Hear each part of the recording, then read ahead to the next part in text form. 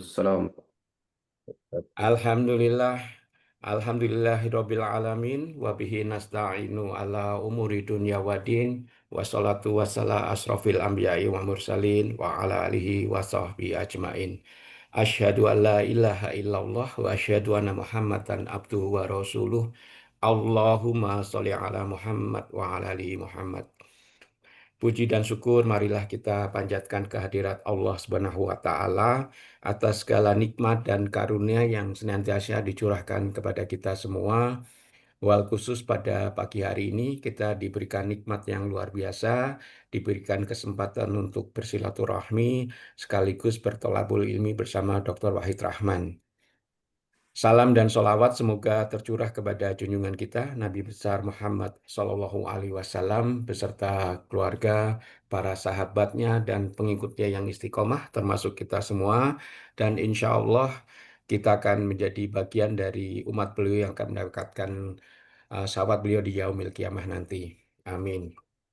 Bapak Ibu jamaah gratis rekan filah yang dimuliakan Allah, pada pagi hari ini kita masih melanjutkan kajian mengenai Tazkiratul Nafas, dan pada pekan lalu kita sudah sampai pada hal-hal yang membuat hati kita keras atau sakit, dan insya Allah seperti yang kemarin saya dengar dari Ustadz, mungkin kita akan mulai dengan penyakit-penyakit hati di kesempatan kali ini Ustadz ya.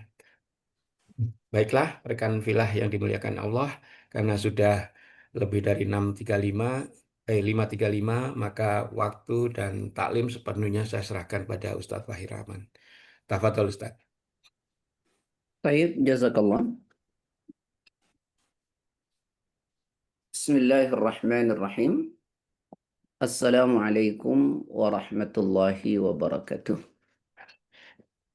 Innal hamdalillah nahmaduhu wa nasta'inuhu wa nastaghfiruh. Wa na'udzu billahi min sururi anfusina wa sayyiati a'malina. May yahdihillahu fala mudilla lahu wa may yudlilhu fala hadiya lahu. أشهد أن لا إله إلا الله وحده لا شريك له. أشهد أن محمدا عبده ورسوله لا نبي ولا رسول بعد وبعد.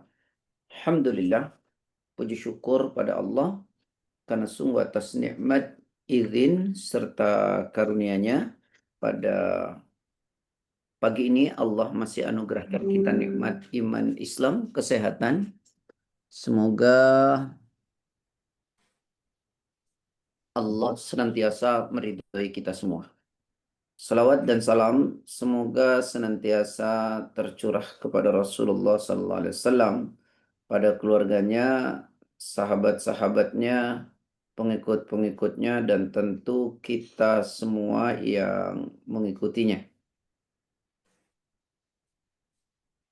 Bapak Ibu yang dirahmati oleh Allah, kemarin terakhir itu kita bicara penyakit hati tentang cinta dunia ya.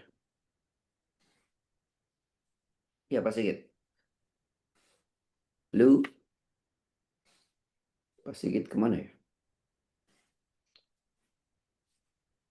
Bapak Ibu. Itu Ustadz penyakit hati. Enggak, kemarin sampai Sorry, tentang sampai ke ini apa cinta dunia mana Ustadz ya. baik. Eh, hari ini kita akan bicara bagian yang kelima, 4 racun hati. Dalam hal yang lalu saya ingin ingatkan ya, Rasulullah sallallahu alaihi wasallam bersabda, "Tafarragh li'ibadati amla sadraka ghinan wa asudda faqrak. Wa illa taf'al mala'tu yadayka syughlan wa lam asudda faqrak." Luangkan waktumu untuk beribadah kepadaku, kata Allah, niscaya aku buat hatimu selalu merasa cukup dengan urusan dunia dan aku tutupi engkau dari kekurangan. Wa illa taf'al mala'tu yadayka syughlan wa lam asudda faqra. Jika engkau tidak meluangkan waktumu beribadah kepadaku, maka makin kubuat sibuk engkau dengan urusan dunia, dan makin sibuk dengan urusan dunia, makin tak akan pernah cukup kita dengan urusan dunia. Baik, kita akan masuk pada bagian selanjutnya. pengotor hati disebut oleh ulama dengan 4 racun hati. Ya, 4 racun hati yang akan membuat hati kita mati, ya, mungkin sakit dan kemudian mati. Kata ulama, 4 racun ini adalah yang pertama berlebihan dalam berbicara. Yang kedua berlebihan dalam memandang, mohon maaf, yang bukan mahram. Kemudian berlebihan dalam makan dan berlebihan dalam bergaul. Pelan-pelan kita selesaikan 4 racun ini. Yang pertama adalah berlebihan dalam berbicara. Karenanya dalam Islam itu ada konsep yang sangat luar biasa seperti digambarkan oleh Imam Nawawi dalam kitab beliau Hadis Arba'in, menukil sebuah hadis di dalam hadis nomor 15. Hadisnya riwayat Imam Bukhari dan juga Imam Muslim, juga Imam Tirmidzi, berjalur dari Abu Hurairah. Man kana yu'minu billahi wal yawmil akhir falyakul khairan au liyasmut. Jadi kata Rasulullah, barang siapa yang beriman kepada Allah dan juga beriman kepada hari akhir, hendaknya ia berbicara yang baik atau kalau tidak diam. Karena banyak bicara itu adalah racun hatinya.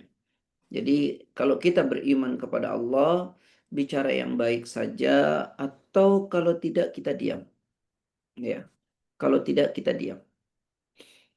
Di dalam Al-Qur'an Allah memberi penjelasan kepada kita. Coba dibuka Quran pada surah 23 ayat 3. 23 ayat 3.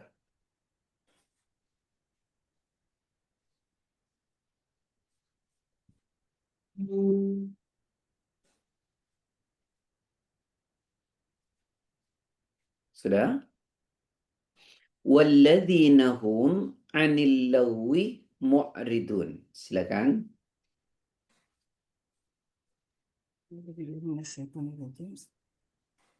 Dan orang yang menjauhkan diri dari perbuatan dan perkataan yang tidak berguna. Nah, jadi kata Allah, orang baik, orang yang beruntung, orang beriman sejati adalah menghindari atau menjauhkan diri dari perbuatan dan perkataan yang tidak ada gunanya.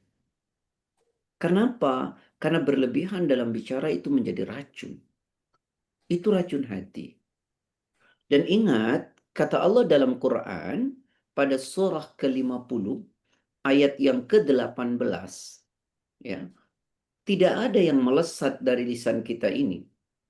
Tidak ada yang terucap dari lisan kita ini kecuali ada malaikat yang senantiasa mencatatnya. Ada malaikat yang senantiasa mencatatnya. Allah Ta'ala berfirman, "Ma yalfidhu min qawlin illa ladaihi raqibun atid." Tidak ada suatu kata yang diucapkannya, melainkan ada di sisinya malaikat pengawas yang selalu siap mencatat. Nah, tidak ada satu yang diucapkannya, ya, atau yang kita ucapkan ini, kecuali ada malaikat yang siap mencatatnya. Nah, karena itu hati-hati. Ya, apa yang keluar dari kita ini adalah racun. Ini racun hati kalau kita berlebihan dalam berbicara. Karena itu Rasulullah Shallallahu Alaihi Wasallam mengatakan dalam satu hadis, ada di dalam kitab Riyadhus Shalihin nomor 631. Hadisnya berjalur dari sahabat Jabir. Rasul bersabda, "Inna abghadakum ilayya wa ab'adakum minni majlisan yawmal qiyamati al-thartharuna wal mutashaddikuna wal mutafayhikun." Qalu walaqad alimna ats-tsartsaruna wal mutasyaddiquna famal mutafayhikun qala al-mutakabbir. Kata Nabi, sungguh orang yang paling aku benci, kata Nabi. Orang yang paling aku benci. Dan orang yang paling jauh nanti tempat duduknya denganku di hari kiamat. Siapa mereka? Kata Nabi, ats-tsartsarun. Siapa itu ats-tsartsarun? Orang yang paling banyak berbicara atau berlebihan dalam berbicara. Jadi kata Nabi, orang yang paling aku benci dan nanti di hari kiamat paling jauh posisinya denganku, artinya dia sulit mendapatkan syafaat. Siapakah orang itu? Yaitu ats-tsartsarun, orang yang berlebihan dalam berbicara. Yang kedua, wal mutasaddiqun, orang yang kalau bicara itu dibuat-buat. Yang ketiga, wal mutafayhikun, orang yang kalau bicara itu selalu tinggi. Ya, bukan intonasi, tapi kontennya selalu tinggi. Jadi kata Rasulullah, orang yang paling dibenci itu adalah orang yang berlebihan dalam bicara, orang kalau berbicara mengada-ngada, yang ketiga kalau bicara selalu tinggi. Nah, karena itulah dikatakan oleh ulama, 4 racun hati. Yang pertama adalah berlebihan dalam berbicara. Sahabat Umar bin Khattab mengatakan begini, man kathura kalamuhu kathura saqatuhu, wa man kathura saqatuhu kathurat dunubuh, wa man kathurat dunubuhu fannaru awla bih. Jadi kata sahabat Umar bin Khattab, barang siapa banyak berbicara, maka pasti akan banyak tergelincirnya. Dan barang siapa banyak tergelincirnya, maka mesti banyak dosanya.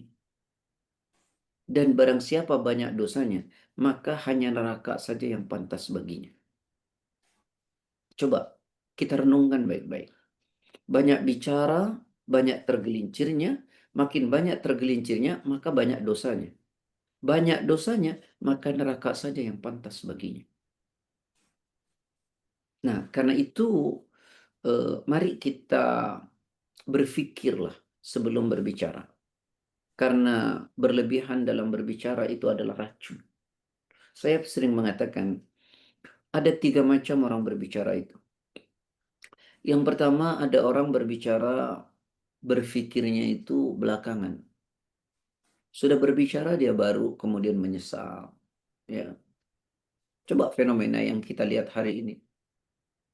Apa yang dibicarakan dan ditampilkan oleh TV One, TV7 melahirkan reaksi. Yang reaksinya juga tidak menjaga lisan.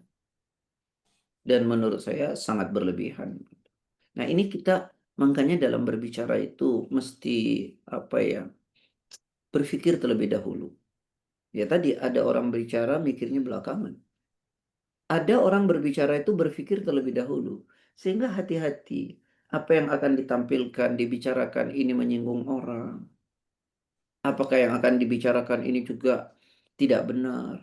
Ini kadang-kadang orang berbicara tidak berpikir, pikirnya belakangan, yang bereaksi emosi, ya sudah rusak semua.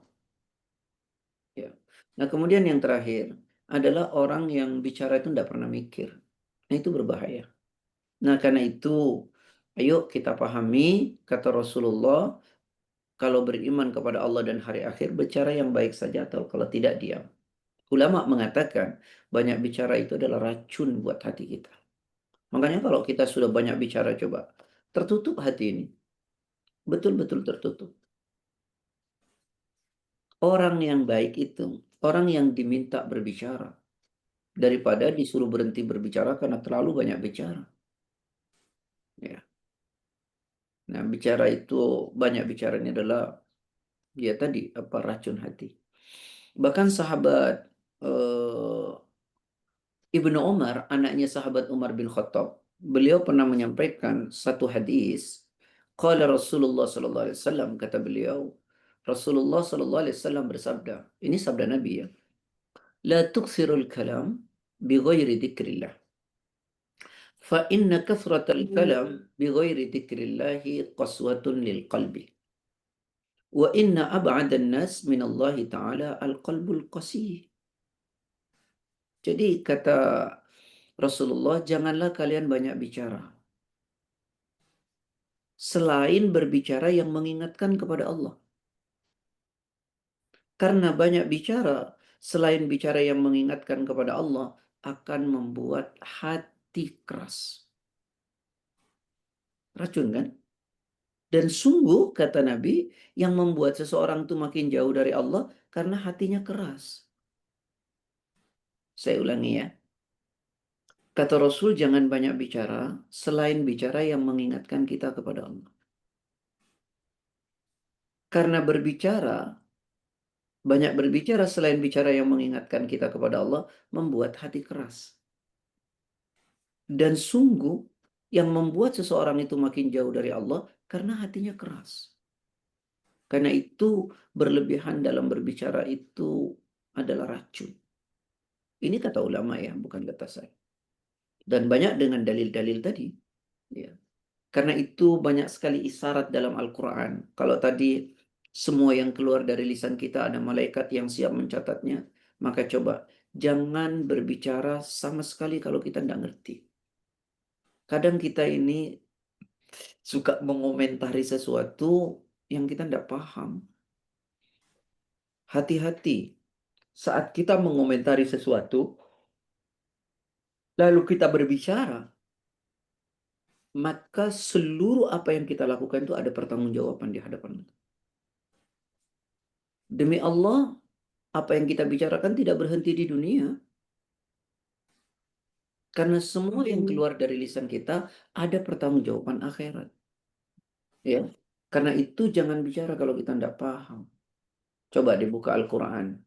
Surat ke-17 ayat 36. وَلَا تَقْفُ مَا لَيْسَ لَكَ بِهِ عِلْمٌ إِنَّ السَّمْعَ وَالْبَصَرَ وَالْفُؤَادَ كُلُّ أُولَئِكَ كَانَ عَنْهُ مسؤولا. Silakan. Bismillahirrahmanirrahim. Dan janganlah kamu mengikuti sesuatu yang tidak kamu ketahui, karena pendengaran, penglihatan, dan hati nurani, semua itu akan diminta pertanggungjawabannya. Masya Allah kan. Masihkah kita mau asal komentar, nimbung sesuatu yang kita nggak paham, berbicara yang kita nggak ngerti? Apa kata Allah? Janganlah kau mengikuti sesuatu yang tidak kamu ketahui, kamu nggak ngerti. Karena pendengaran kita, penglihatan kita, hati kita, semua dimintai pertanggungjawaban kelak oleh Allah. Nah, inilah racun yang pertama, yaitu terlalu banyak bicara. Ya, terlalu banyak berbicara. Ayo kita berbicara yang pokok, yang penting saja. Ya, bicara yang mengandung manfaat. Ya, apalagi kalau mohon maaf ya, bicaranya itu sampai memaki, mencaci dengan kata yang sadis, radikal, masya Allah. Ingat loh, kemarin saya pernah sampaikan ya Bun, Pak, pada pekan lalu, innallaha yubghidu ja'dhariyin jawadin sakhabin fil aswaq, kemudian jifatin bil laili wa khimarin bin nahari, ya, alimin bid dunya jahilin bil akhirah. Sungguh Allah itu benci betul terhadap orang yang sombong, yang kedua suka berkata kotor, jawad. Yang ketiga, orang kalau bicara berteriak-teriak. Allah benci betul. Ya, Allah sangat benci terhadap orang yang berkata kotor dan suka berteriak-teriak. Nah, ini mesti direnungkan dengan baik. Mesti direnungkan dengan baik. Ya, saya ulangi, jadi racun hati itu adalah berlebihan dalam berbicara sepatutnya. Bicaralah yang kita paham. Bicaralah yang penting. Ya. Jangan bicara kalau kita nggak paham, nggak ngerti, kasar, kotor. Rasulullah itu sangat lean tutur katanya. Sangat lembut tutur katanya. Sampai-sampai kita diajarkan ya, berbicara kepada orang yang tidak baik pun, kalau bisa berbicara dengan yang lembut. Ini saya sering sampaikan. Coba renungkan pada Quran surat ke-20 ayat 42 sampai 44. Idhab anta wa akhuka bi ayati wa la taniya fi dhikri. Idhaba ila fir'auna innahu tagha. Faqula lahu qawlan layyina la'allahu yatadhakkar aw yakhsha. A'udzubillahiminasyaitonirrajim.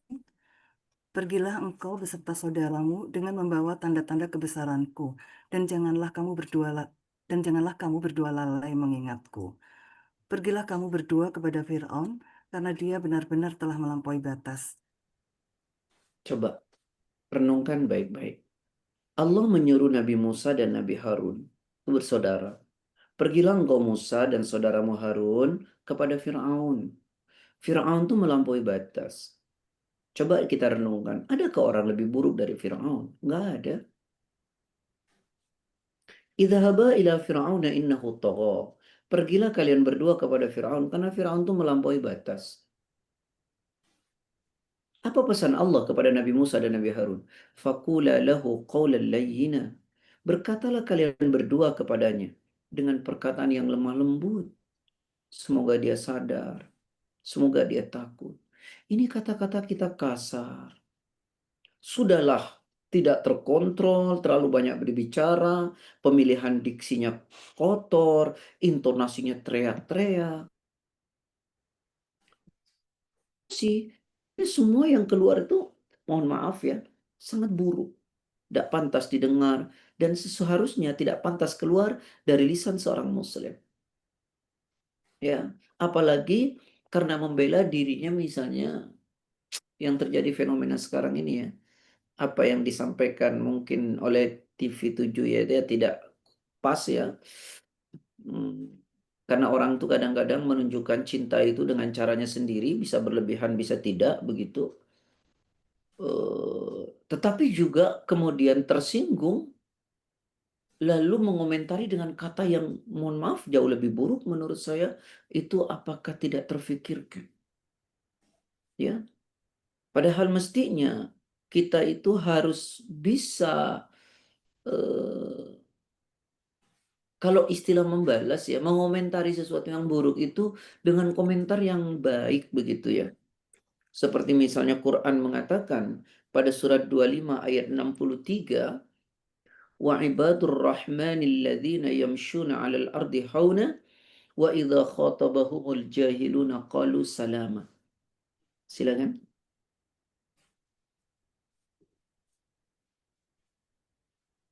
Ustaz, mohon maaf, ayat berapa Ustaz? Surat 25 ayat 63 Bun. Baik. A'udzubillahiminasyaitonirrajim.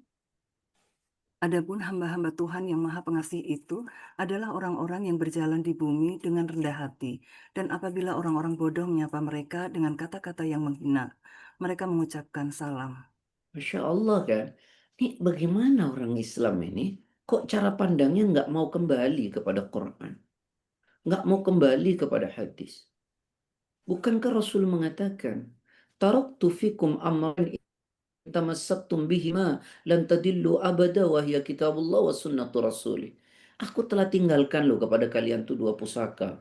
Kalau kalian berpegang kepada keduanya, selamanya kalian tidak akan tersesat, yaitu Al-Quran dan hadis. Mestinya setiap persoalan yang kita hadapi, ayo berusaha kita kembali kepada Quran. Nah, ini cara bagaimana Allah menjelaskan kepada kita untuk merespon keburukan-keburukan kata-kata yang mencela, menghina. Bagaimana Islam ajarkan coba? Adapun hamba-hamba Allah yang Maha Pengasih itu adalah orang yang berjalan di muka bumi dengan rendah hati. Dan apabila orang bodoh menyapa mereka, maksudnya itu dengan kata-kata yang kotor, mencela, menghina, kita disuruh merespon apa? Mereka mengucapkan salam. Artinya apa? Keluarnya dari lisan kita dalam merespon itu adalah kata yang mengandung kedamaian. Wahai saudaraku, Anda keliru berkata seperti itu. Bahwa orang itu merefleksikan cinta kadang-kadang tidak sesuai dengan standar pemikiran orang lain. Dan itu belum tentu salah dan keliru. Gitu ya. Begitu dalam cinta kadang-kadang kita memang melihatnya aneh. Tapi tidak aneh mungkin bagi pelakunya. Tapi kita yang tersinggung pun tidak boleh dong berkata dengan perkataan mohon maaf ya. Yang justru lebih tidak baik gitu. Mestinya ketika kita melihat itu, ayo kita respon dengan kedamaian. Mohon maaf ya, jangan ada tuduhan saya ini orang pesantren juga. Ya, saya termasuk yang tidak suka dengan feodalism, ya.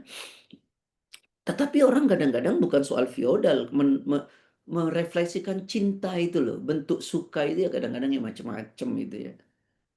Kayak ini nih, Bunda. Kita merefleksikan cinta kepada guru kita dengan apa sih? Cium tangan ya. Ya kalau orang Arab ketawa ya. Nah orang Arab merefleksikan cinta, mencium keningnya. Dan itu bisa berlebihan menurut pandangan kita. Tapi menurut mereka ya itu cinta. Gitu loh.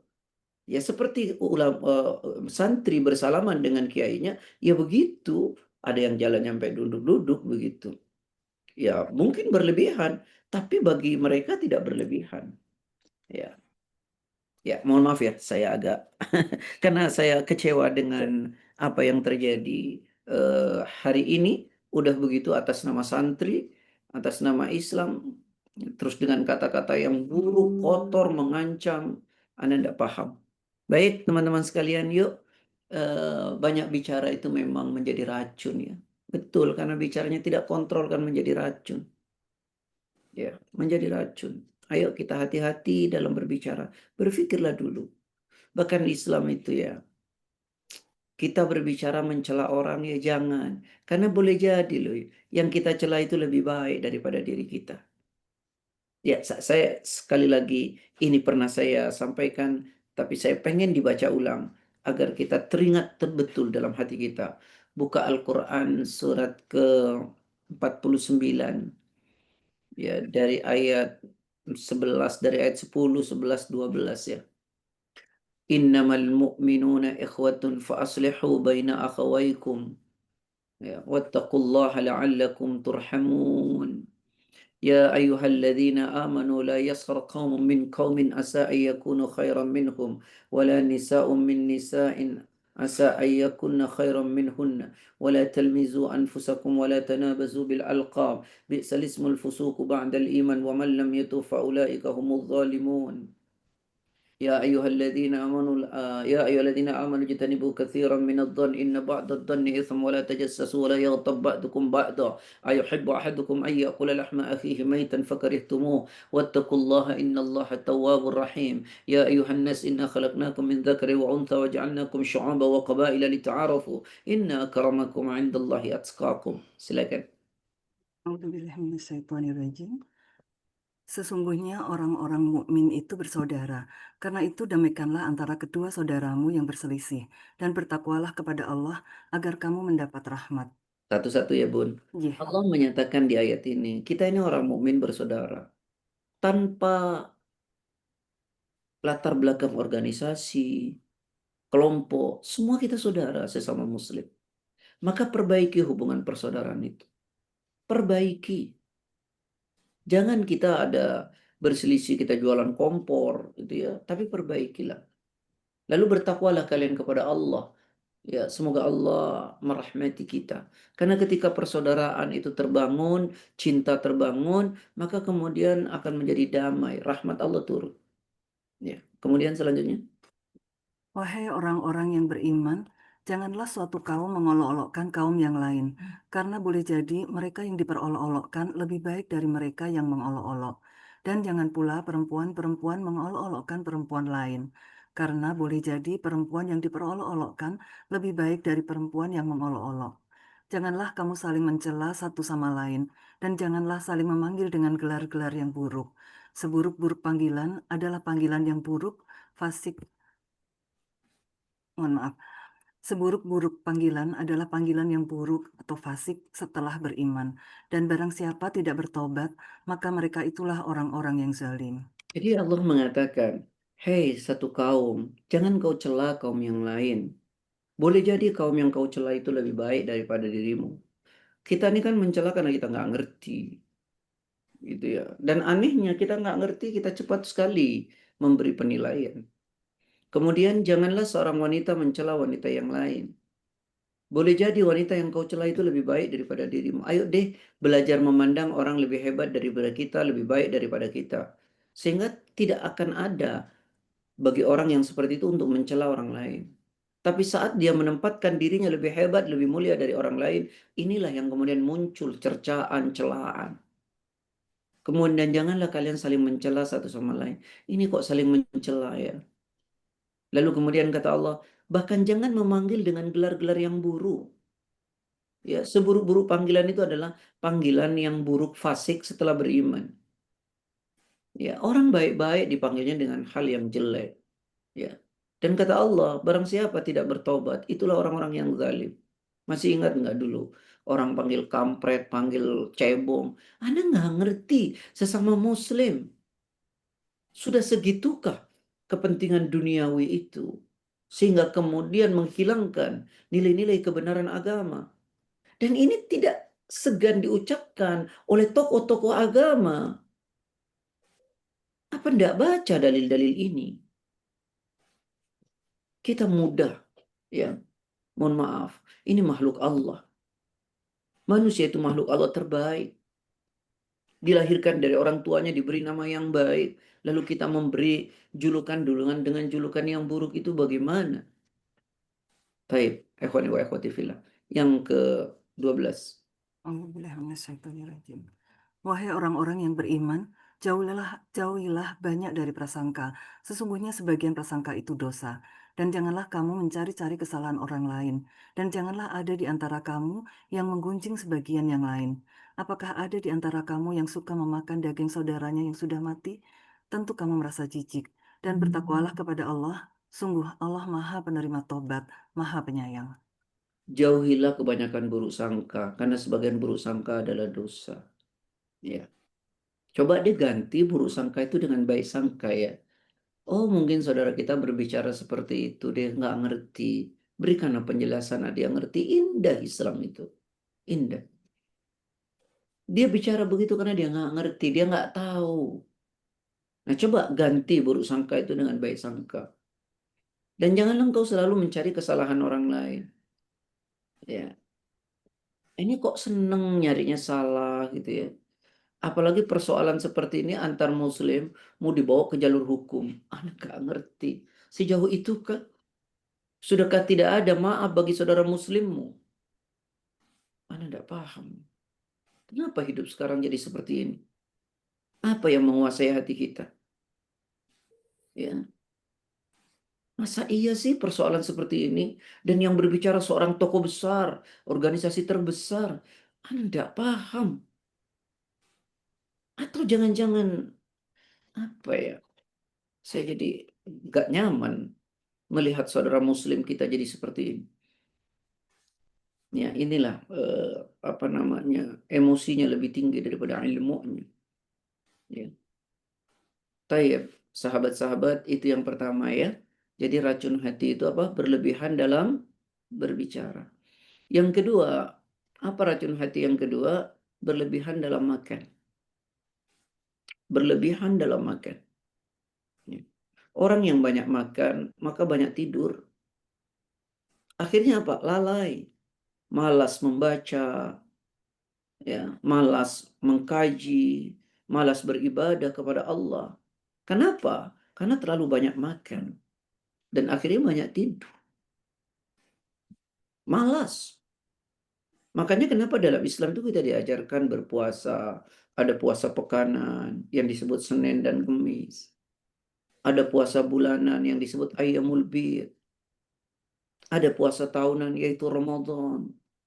Jangan terlalu banyak makan. Ini racun. Orang banyak makan itu nanti membuat orang tuh malas. Sehingga banyak tidur.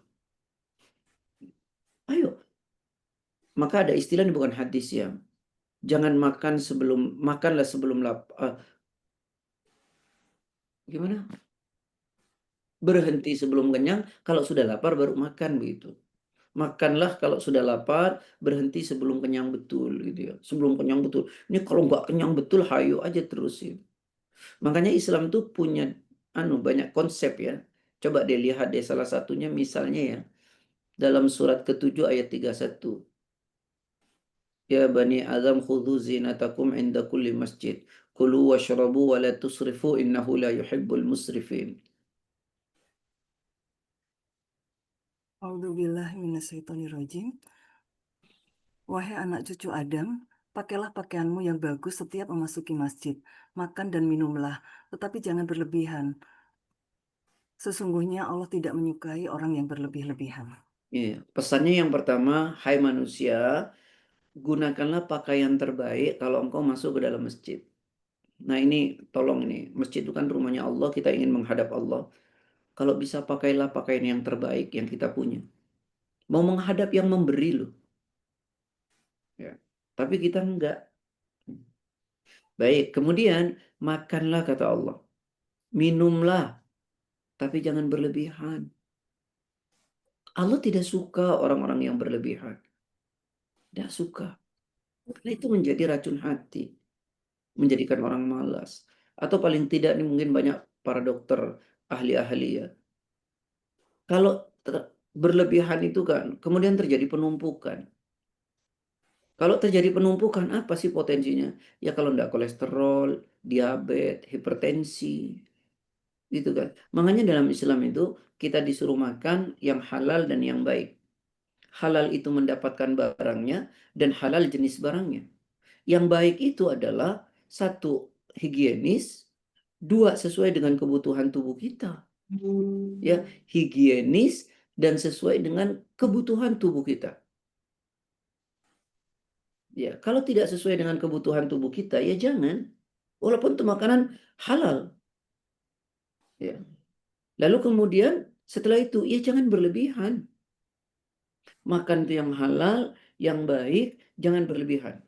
Bahkan Islam masih ajarkan kita agar terjadi pembakaran, maka kita diajarkan riyadhah. Ya, diajarkan riyadhah. Ya, apa itu riyadhah? Riyadhah itu olahraga.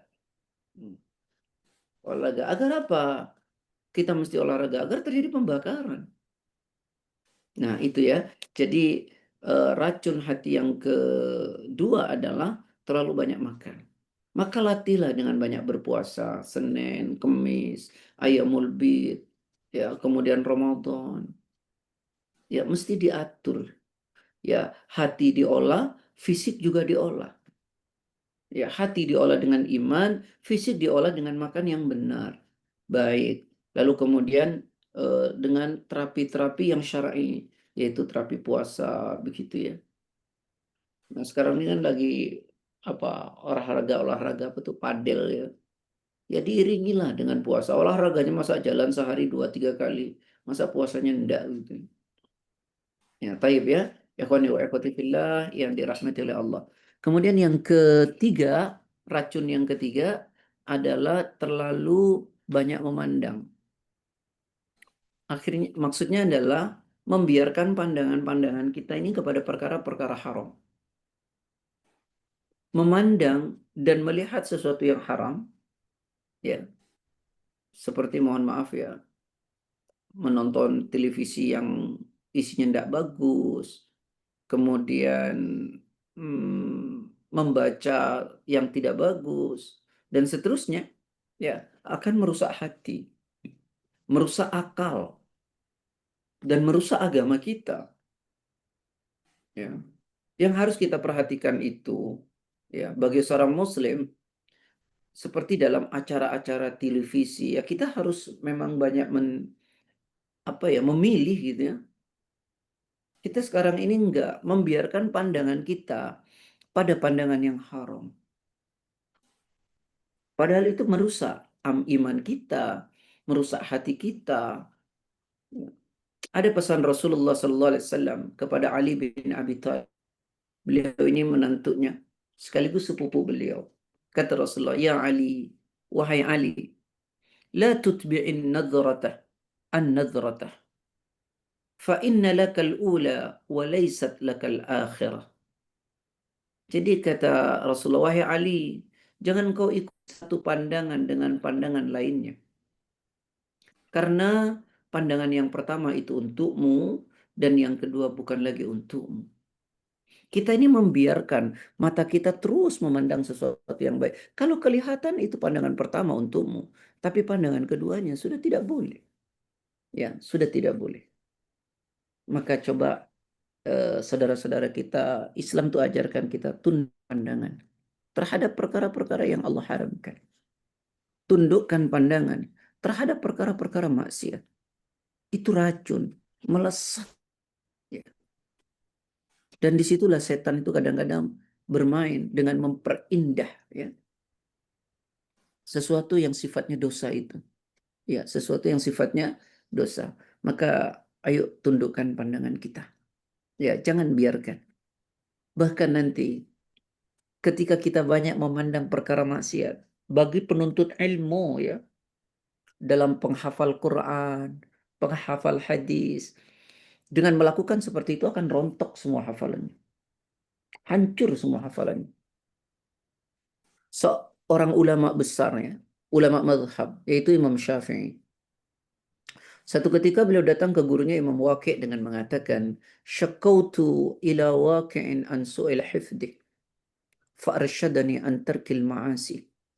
Inna ilmu Allah nur, wa nurullah la yuhda lil 'asi."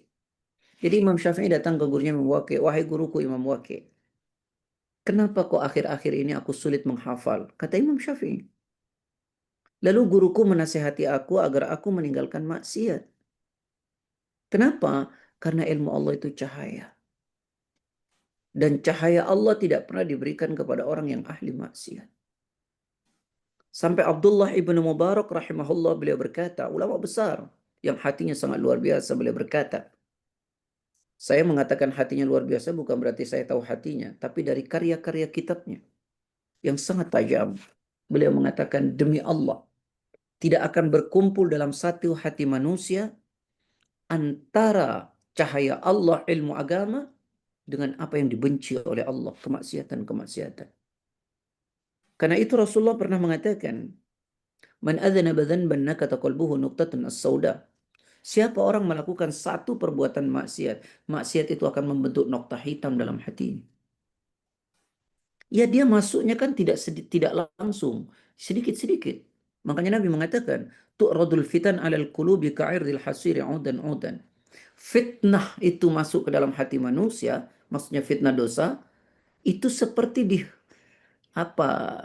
dibuatnya tikar, dianyamnya tikar. Sehelai-sehelai, lama-lama dia menjadi tikar. Nah, begitulah perbuatan dosa itu. Nah, kembali, yaitu racun hati yang ketiga adalah berlebihan dalam memandang. Kalau kelihatan, ya sudah, selesai. Jangan diikuti dengan pandangan kedua. Apalagi menyengaja. Terus kemudian ada gurauan. Mana gurauannya Pak Sigit? Ya, ini gurauan kami yang tidak pas zaman dulu, ya. Jadi kalau lihat perempuan cantik gitu, terus dilarang, Innalillah. mending kalau innalillah. Kalau alhamdulillah gimana, Pak? Kalau terus-menerus jadi alhamdulillah. Ustaz. Masya Allah. Hujannya begitu dulu kan. Oh gitu ya. Kalau guyon kami dulu di Madinah itu, mahasiswa-mahasiswa itu lebih aneh lagi. Jadi kalau kita lihat kan orang-orang Arab itu yang, kalau yang orang Turki, orang Iran, nom-nom itu kan cantik-cantik. Terus dilihatin, gitu. Terus nanti sama temen tuh, antum nggak boleh ya, akhi. Terus dia jawabnya apa? Saya nggak kagum sama perempuan itu. Terus kenapa kau lihat begitu? Saya kagum sama yang menciptakan perempuan itu, katanya. Masya Allah. Itu ngeles ya Pak ya. Masya Allah. Baik. Pantesan kok saya nggak alim-alim sampai sekarang. Karena itu barangkali dulu. Banyak hafalan-hafalan tuh rontok. Baik, itu yang ke berapa tadi? Yang ketiga ya. Yang ketiga. Betul. Ya. Racun yang keempat adalah berlebihan dalam bergaul. Ya Allah. Bukan Islam ngajarin kita tidak bergaul, tapi berlebihan. Maksudnya berlebihan itu kita tidak lagi mensortir. Kita tidak lagi menyaring dalam bergaul.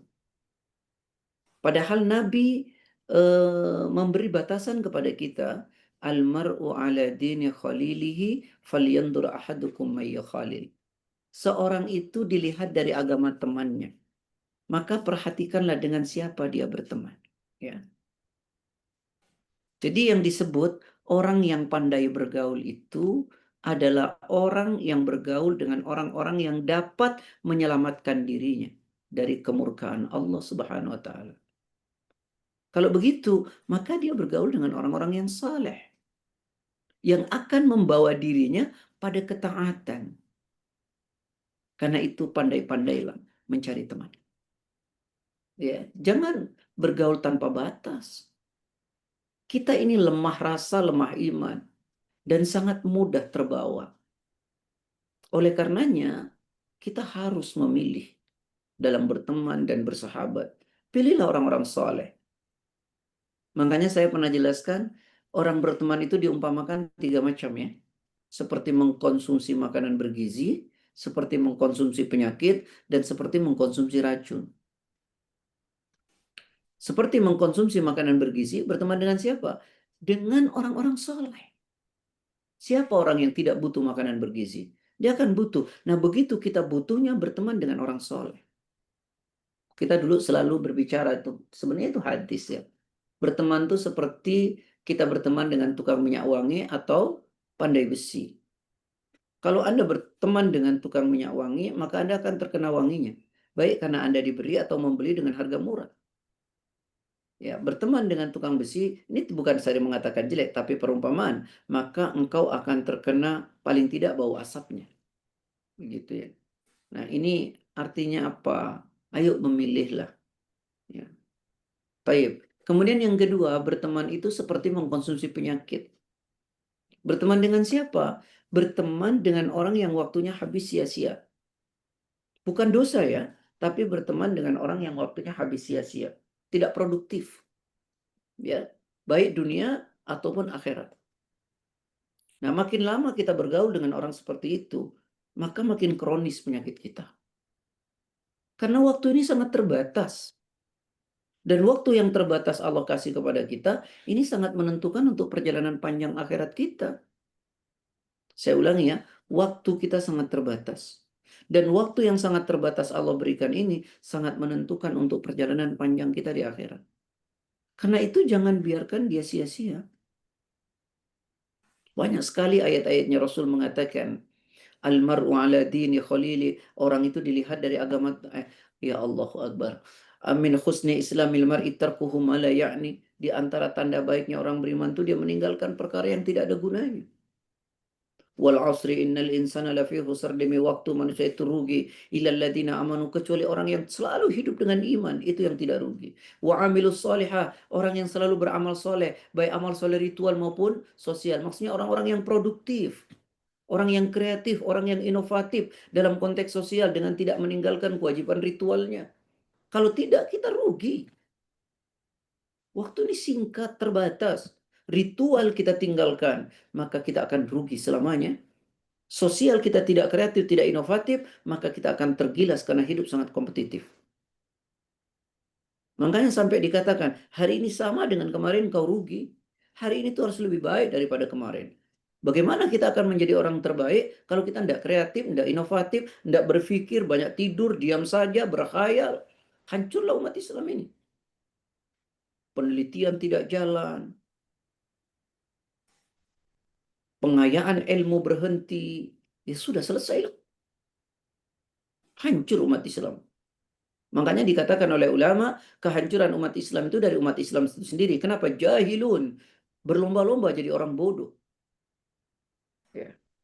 Makanya dunia kampus itu memberi kontribusi besar terhadap perkembangan Islam, kemajuan Islam di bangsa yang kita cintai ini.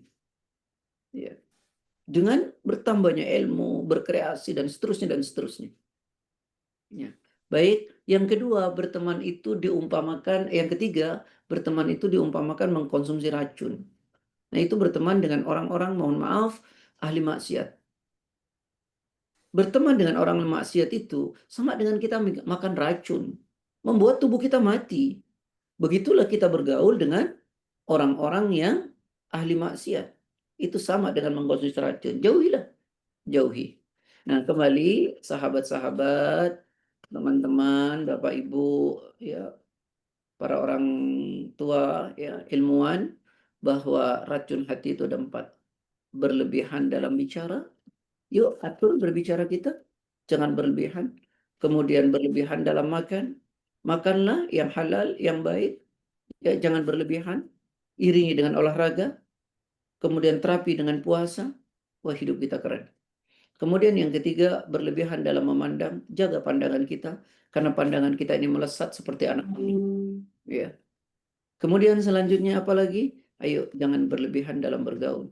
Pilihlah dalam bergaul. Mana yang pantas untuk kita pergauli, mana yang tidak pantas. Mana yang membawa manfaat, mana yang tidak membawa manfaat. Dan manfaat yang kita pikirkan, jangan manfaat dunia, tapi manfaat akhirat. Ini kita bergaul yang dipikirkan cuma manfaat dunia.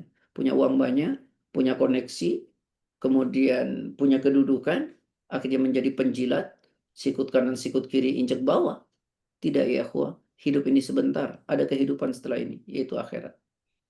Wallahu alam, demikian 4 racun hati. Mudah-mudahan bisa dipahami ya. Wallahu alam. Terima kasih Ustadz.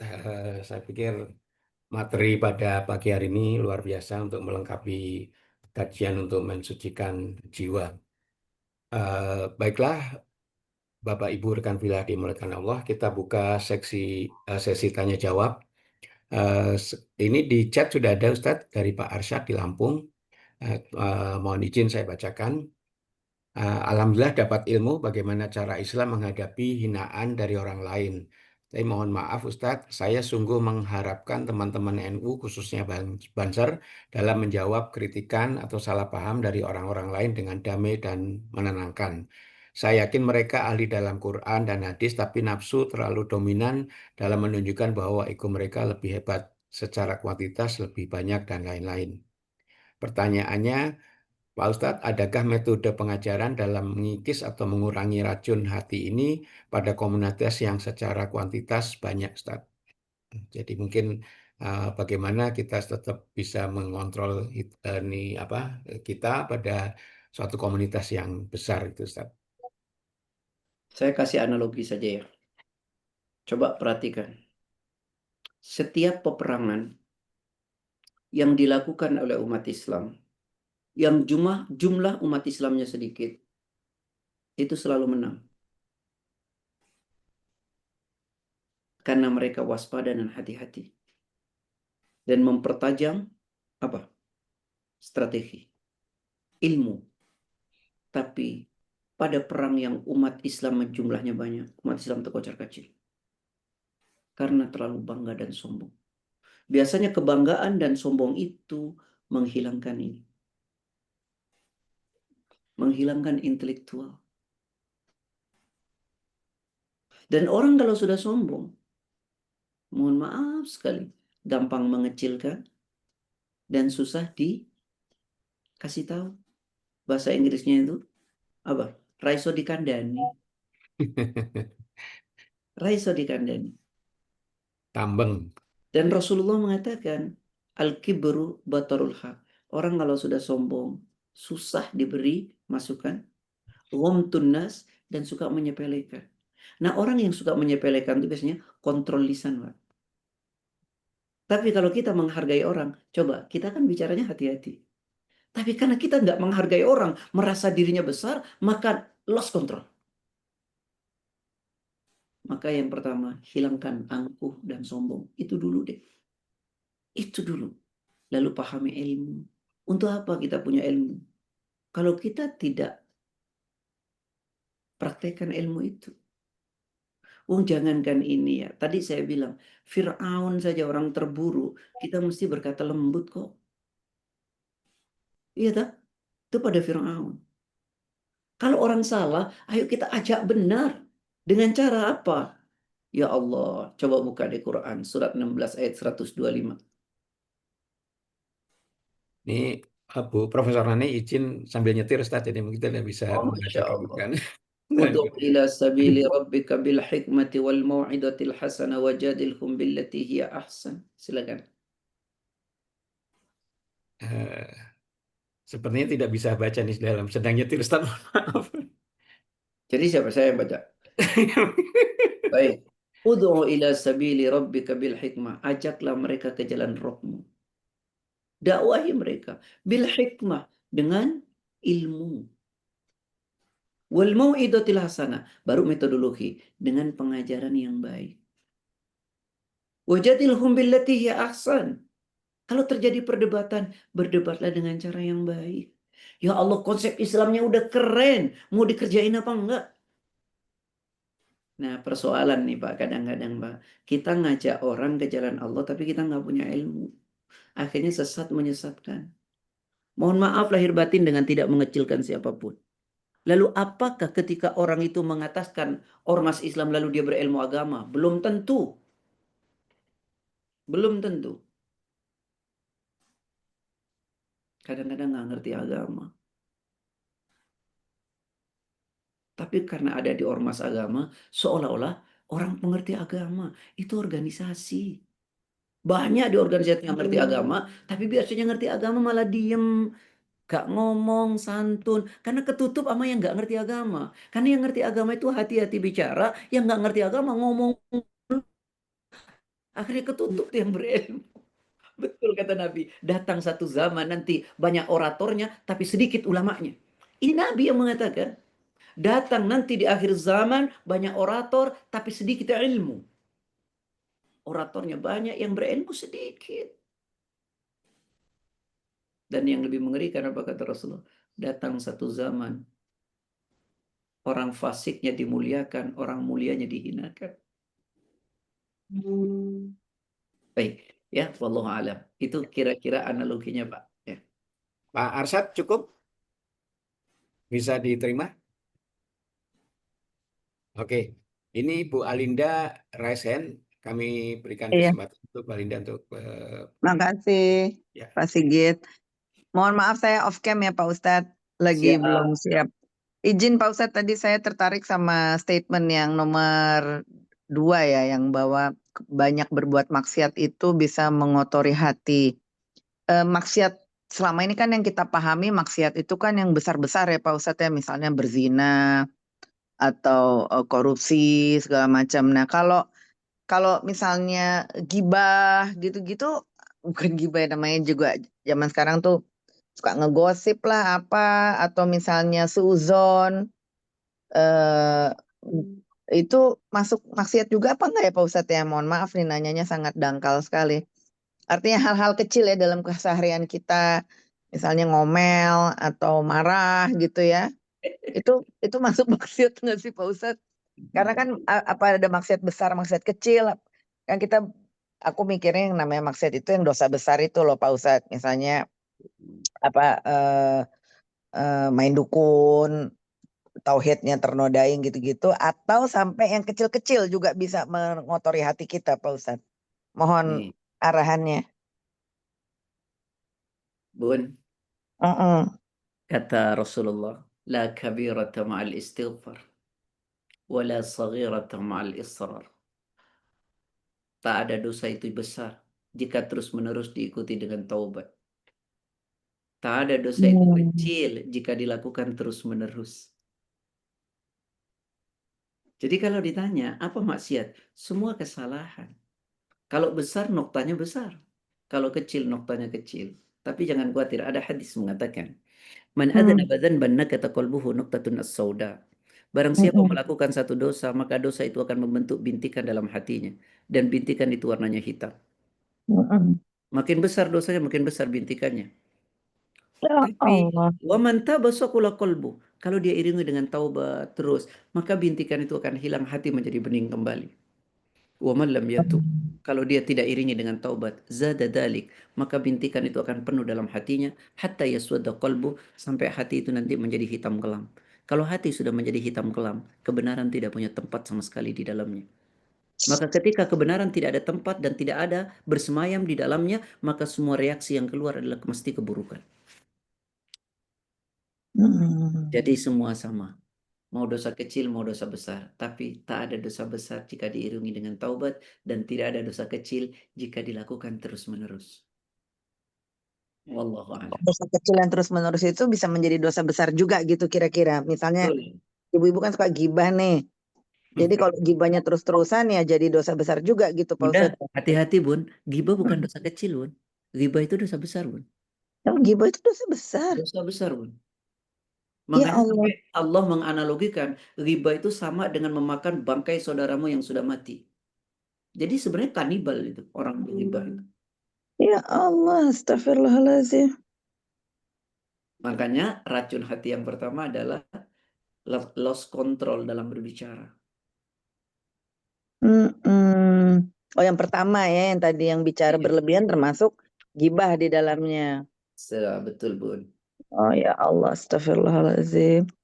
Jazakallah Pak Ustadz. Makasih Pak Sigit. Ya, sama-sama Mbak Linda. Oke, mungkin di belakangnya Bu Linda ada yang mau bertanya, silakan. Dibuka mikrofonnya. Oke. Kalau tidak ada mungkin sedikit Ustadz dari saya. Ini mungkin pertanyaan juga receh Ustadz.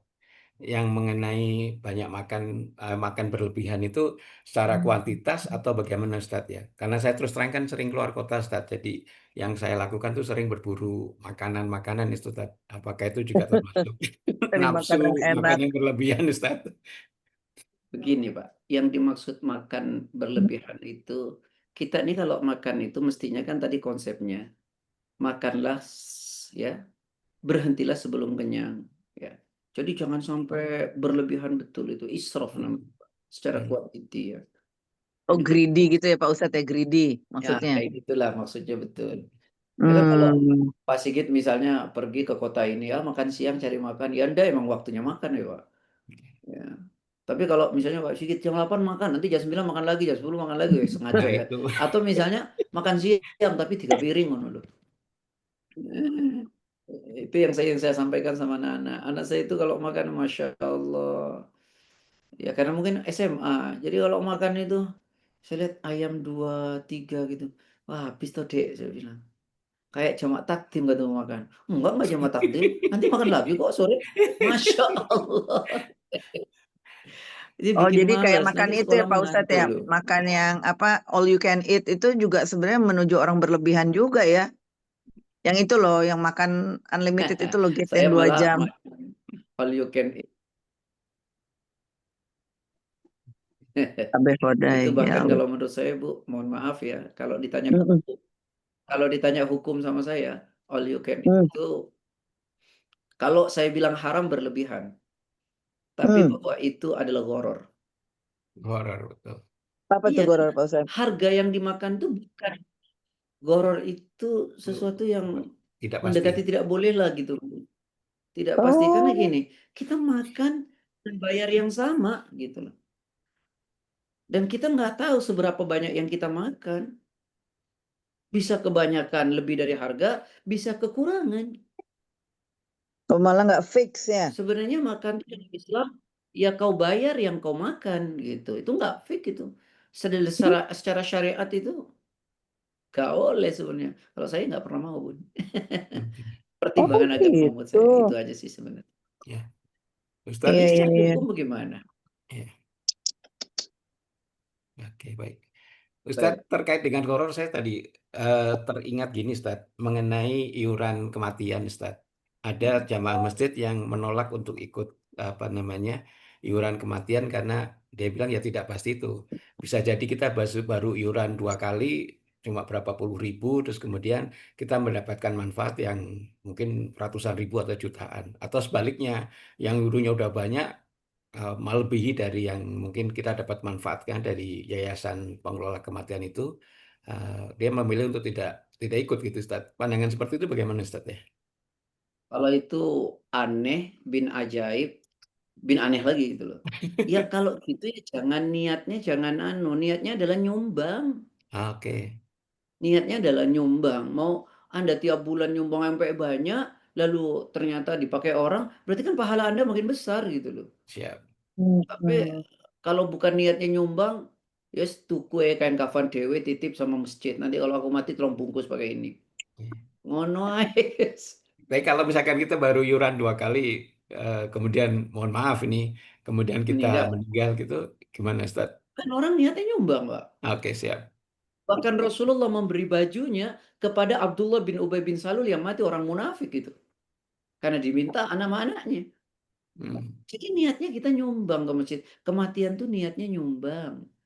Jangan, alhamdulillah kita bersyukur loh sama Allah masih bisa nyumbang. Saya alhamdulillah nyumbang banyak dan bisa dibuat kain kafan saudara muslim saya. Masya Allah itu aja berhitung. Itu ajaib itu. Itu namanya saking pelitnya. Jangan-jangan dosanya diminta nggak dikasih loh, Pak. Nggak, Ya cuma Allah. takut nggak syar'i Ustaz. Menghukumi sesuatu Takutnya kan. nggak syar'i aja dia. Itu bukan. Itu menempatkan hukum bukan pada tempat yang benar. Oke, siap, siap.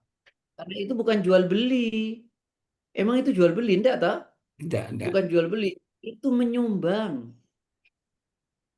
Menyumbang. Ya nyumbang ya, nyumbang aja. Oh, sumbanganku dipakai. Alhamdulillah. Kan gitu, tak? Iya, iya. Kalau enggak ya beli kain kafan titipin di masjid. Nanti kalau aku mati tolong bungkus sama ini gitu. Wis ngawur belas itu. Oke, siap, siap. Itu namanya hulu, Pak. Dulu Berlebihan. berlebihan ya. Iya.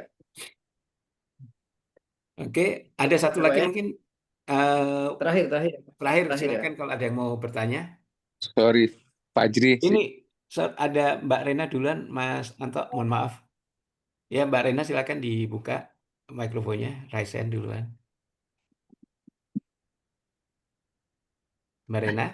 Halo, Pak. Ya, Iya. Kedengeran nggak? Udah kedengeran ya? kedengaran, silakan. Oke, baik. Assalamualaikum warahmatullahi wabarakatuh. Waalaikumsalam. Ustadz, terima kasih ya. Tadi kajiannya bagus banget. Nah, tadi kan sudah dibahas 4 racun hati. Yaitu tadi katanya banyakan bicara, banyak makan, dan seterusnya ya Ustadz. Nah, di zaman yang sekarang ini kira-kira mana ya racun hati tersebut yang paling sering menjerat kita? Dan mungkin ada langkah kecil yang bisa kita lakukan gitu supaya kita selalu ingat nih atau detox lah hati kita supaya jangan sampai kita keracunan yang tadi itu, yang 4 hal itu, banyak bicara, banyak makan, banyak tidur, kemudian bergaul ya kalau nggak salah seperti itu. Mungkin itu Ustadz, saya minta ya Detoxnya. ini lagi arahan lagi, iya detox, mungkin mengingatkan diri kita gitu ya, supaya apakah kita banyak bicara ya hari ini, terlalu banyak makankah kita hari ini, nah mungkin seperti itu Ustadz, terima kasih. Tayyib, kalau Bunda tanya mana yang lebih dominan di akhir zaman ini dari 4 racun? 4-empatnya dominan ya, Bun. Ya Allah. 4-empatnya dominan. Bagaimana detoxnya, Ustadz? Nah, itu besok babnya adalah cara membersihkan hati. Oke, siap. Oh, belum ya, Ustadz ya. Pertemuan besok itu cara Excellent membersihkan question, hati. dijawab nanti. Iya, itu detox. Mudah-mudahan Nanti umurnya baru masih setelah nyampe. selesai cara membersihkan hati. Boleh Amin, di-spill-nya ya Rob. sedikit Ustadz, Kalau maaf. sudah memahami. Sedikit dulu. Siap, Kayaknya itu udah. tadi ya istighfar sama sholat taubat itu Ren kayaknya ya Pak Ustadz. Di-spill. Tetap aja kita Jadi ngulik-ngulik. gini, Bun. Hmm. Yang pertama kata ulama ya, detox terbaik terhadap perbuatan maksiat dan dosa itu adalah dengan selalu mengingat Allah. Ya Zikir. Allah. Zikir itu membentuk hati kita. Nanti secara otomatis membentuk diri kita tuh enggan dalam kemaksiatan. Ya Allah. Jadi kalau hati kita diliputi dengan mengingat Allah terus, nanti lahir tuh namanya muraqabah. Muraqabah itu selalu merasa diawasi oleh Allah. Kalau orang selalu merasa diawasi oleh Allah, setidaknya dia tidak ada keberanian melakukan perbuatan salah. Ya Allah. Ketika dia kemudian tidak ada keberanian melakukan perbuatan dosa, maka yang ada dia kemudian berada dalam kebaikan, kebaikan, dan kebaikan. Itu salah satunya. Ya, karena banyak ya. Besok insya Allah dijelaskan ya, insya Allah pada Rebo yang akan datang. Rebo yang akan datang temanya adalah obat penyakit hati. Oke. Ya Allah. Ini Detoxnya kata Bunda Rena tadi ya. Detoxnya insya Allah. Allah a'lam. Zikir Oke, ya. Ini baik. preview dulu Iya, materinya makasih Ustadz. ke depan nanti. Iya, Ustadz spill izin dikit-dikit dulu. ya, izin Ustadz masih ada satu lagi yang resen. Om Alex mungkin mohon maaf satu kali aja Ustadz nih, satu lagi. Alhamdulillah aku dapat kesempatan. Assalamualaikum, bismillahirrahmanirrahim ya Allah. Ustadz terima kasih banyak. Tadi Ini ngilang. saya tadi udah menahan diri untuk tidak bertanya. Cuma itu mengganjel terus Ustadz. Mohon maaf minta pencerahannya. Ini terkait tadi dengan berlebihan dalam bergaul dan terus kita dengan siapa kita bergaul. Tadi Ya, Pak, mohon ya. maaf diulang. Tadi Ya. laptop saya ngehang, hilang Pak. Oh iya. Mohon Terima maaf, bisa kasih. diulang ya Bapak. Ya, terima kasih. Yang pertama pencerahannya ini ada pertanyaan. Itu kan tadi salah satu racun hati adalah berlebihan dalam bergaul dan tapi kita juga dilihat dengan siapa kita bergaul. Nah, di saat-saat sekarang ini saya kan ya berusaha untuk meningkatkan pengetahuan dan keimanan saya. Jadi saya mendekat dengan orang-orang yang saya lihat itu baguslah ilmu agamanya. Jadi entah itu di masjid, berkumpul di masjid. Nah itu kadang-kadang itu saya kan suka pengen bertanya misalnya. Nah tapi respon yang saya dapatkan pertama kali adalah dari mana kamu tahu apa dalilnya gitu. Lah, saya kan bingung kalau ditanya seperti itu gitu loh. Ya kata saya ya saya nanya misalnya gitu. Cuma saya ingat dia selalu mengingatkan misalnya contohnya Pak Alek ini sekarang saya perhatikan misalnya tentang pakaian pada saat sholat itu coba misalnya itu ya seperti itulah atau saya perhatikan Anda itu kok jarang saya lihat sholat sunat rawatib. Itu kan hal yang disukai Allah. Saya senang gitu loh kalau dapat peringatan seperti itu dan saya berusaha untuk mengikuti. Cuma apabila saya ada pertanyaan atau diskusi lah, kalau misalnya ditanya dalilnya apa, hadisnya apa, itu kan saya agak kayak kurang serak lah gitu loh. Cuma ya saya menahan diri karena memang niat saya adalah meningkatkan pengetahuan dan keimanan saya. Terus yang kedua, itu saya juga mohon maaf ini ya sedikit curhat, ya sedikit remet-remet. Saya sering mengikuti YouTube dan subscribe YouTube tentang pendalaman agama. Ada beberapa video YouTube yang saya ikuti itu saya juga nggak pernah tahu itu dalilnya apa. Cuma menurut saya itu bagus.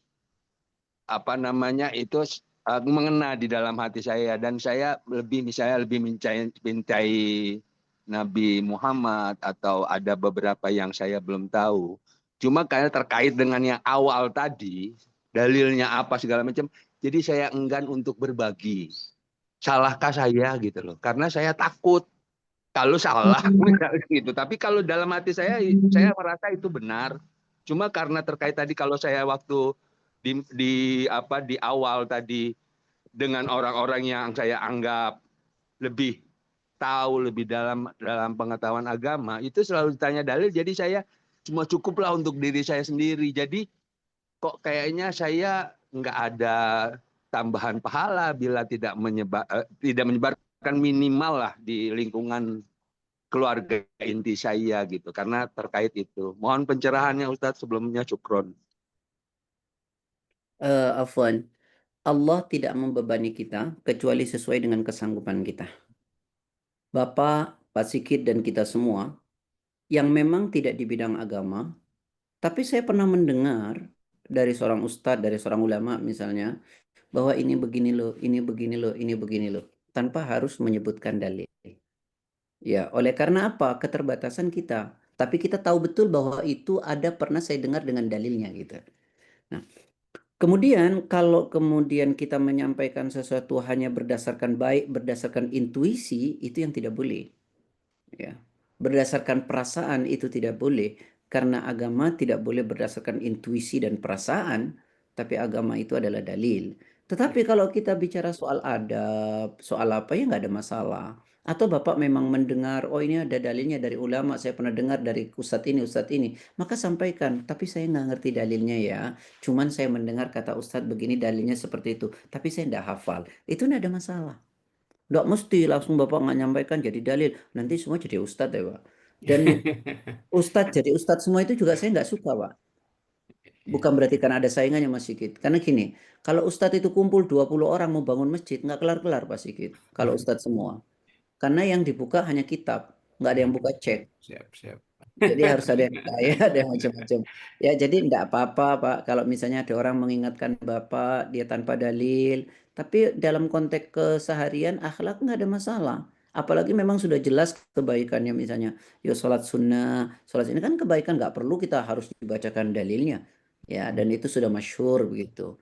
Ya, nggak ada persoalan. Kecuali memang pada konteks-konteks tertentu, khusus ya, kemudian dia menyampaikan kok dalilnya nggak ada, ya nggak penting untuk diikuti. Wallahu a'lam. Ya, maksud saya gini Ustadz, mohon maaf.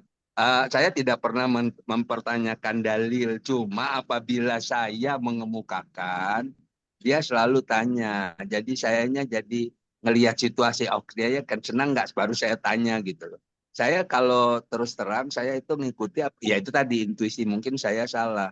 Cuma kalau menurut saya itu baik, saya nggak pernah mempertanyakan dalil. Jadi kalau dalil itu pas lagi ada kajian seperti ini, Ustadz kan menceritakan tentang Quran surat 16 ayat 125 tadi, yang katanya sedang driving itu ya, jadi nggak bisa ditayangkan gitu. Nah itu ya itu kan karena orang itu menurut saya memang belajarnya itu gitu loh. Jadinya dia tahu. Tapi kalau saya pribadi tidak pernah mempertanyakan dalil. Jadi kalau menurut saya, oh iya bagus ini gitu loh. Apakah itu salah, Ustadz? Ya, buatan nopo-nopo Pak. Selama Bapak yakin bahwa itu adalah kebenaran dan orang itu betul-betul menurut Bapak ngerti agama. Ya, mengerti agama. Karena kalau tidak Pak agak repot nanti, karena sekarang ini banyak orang bicara seolah-olah agama tapi tidak datang dari agama. Itu yang saya khawatir ya. Bicara agama tapi bicara seolah-olah agama padahal bukan dari agama. Tapi dari rasa gitu ya. Dari intuisi, dari perasaan, dari banyak orang melakukan. Nah, itu kan repotnya. Tapi kalau cuma berdua ngobrol tentang nggak ada masalah, nggak ada masalah. Selama itu kebaikan dan itu tidak berkenaan dengan ibadah. Tapi kalau berkenaan dengan ibadah harus jelas hujahnya. Saya kira itu dulu ya Pak ya. Oke, siap. Ya, Udah mendekati terima jam kasih 7. banyak. Cukup ya Pak Om Alex ya, karena Ustadz ada keperluan lain Ya. setelah ini. Baiklah, Terima kasih kita banyak. sampaikan terima kasih yang luar biasa kepada Ustadz atas waktu dan ilmunya, juga kepada Mbak Nani yang sudah menyiapkan Zoom dan penayangan Al-Quran, dan insya Allah nanti akan dibagikan risalah kajian ini oleh Mbak Dasa. Baiklah, kita tutup bersama-sama kajian kita pada pekan ini dengan membaca doa kafaratul majelis. Subhanakallah wa bihamdika asyhadu alla ilaha illa anta astaghfiruka wa atubu ilaik. Mohon maaf lahir batin. Assalamualaikum warahmatullahi wabarakatuh. Waalaikumsalam warahmatullahi warahmatullahi wabarakatuh. wabarakatuh. Syukran, jazakumullah khair, Ustaz. Terima kasih teman-teman semua. Sampai ketemu. Salam sehat ya. Terima kasih Assalamualaikum, terima semua. kasih Mas Salam. Ya. Jazakumullah khair. Assalamualaikum. Waalaikumsalam warahmatullahi izin Terima live ini. kasih. Assalamualaikum warahmatullahi Assalamualaikum wabarakatuh. warahmatullahi wabarakatuh.